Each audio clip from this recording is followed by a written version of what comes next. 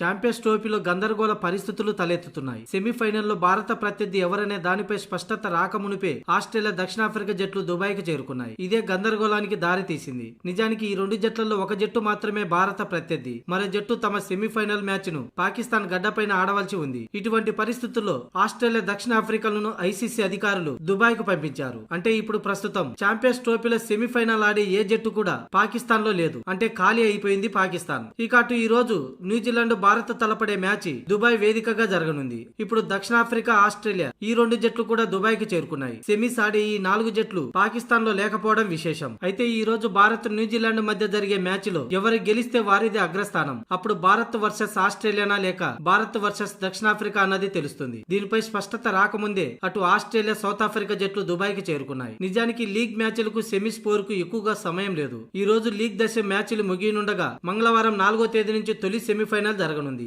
అదే గందరగోళానికి ప్రధాన కారణం. భారత్ న్యూజిలాండ్ మ్యాచ్ ఫలితం తేలాక ఈ 4 జట్లు ఎవరెవరితో తలపడతారనే విషయం క్లారిటీ రానుంది. అయితే టీమిండియా మాత్రం దుబాయ్ లోనే సెమీఫైనల్ మ్యాచ్ ఆడనుంది. ఒకవేళ భారత్ న్యూజిలాండ్ పై గెలిస్తే టీమిండియా ఆస్ట్రేలియాతో తలపడనుంది. అప్పుడు సౌత్ ఆఫ్రికా, న్యూజిలాండ్ పాకిస్తాన్ కి వెళ్తాయి. ఒకవేళ ఈ మ్యాచ్ లో భారత్ ఓడితే టీమిండియా సౌత్ ఆఫ్రికాతో తలపడుతుంది. అప్పుడు ఆస్ట్రేలియా, న్యూజిలాండ్ పాకిస్తాన్ కి వెళ్తాయి. అక్కడ రెండో సెమీఫైనల్ లో తలపడతాయి. ఇలా ఆస్ట్రేలియా, సౌత్ ఆఫ్రికాలు భారత్ తో తలపడే ఏ జట్టో తెలియక ముందుగానే ఐసీసీ పాకిస్తాన్ నుంచి దుబాయ్ కు పంపించింది. ఇక ఈ రోజు న్యూజిలాండ్ తో భారత్ మ్యాచ్ ఫలితం తేలాక టీమిండియాతో తలపడే జట్టు దుబాయ్ లో ఉంటుంది. ఇక మిగతా 2 జట్లు పాకిస్తాన్ కి వెళ్తాయి.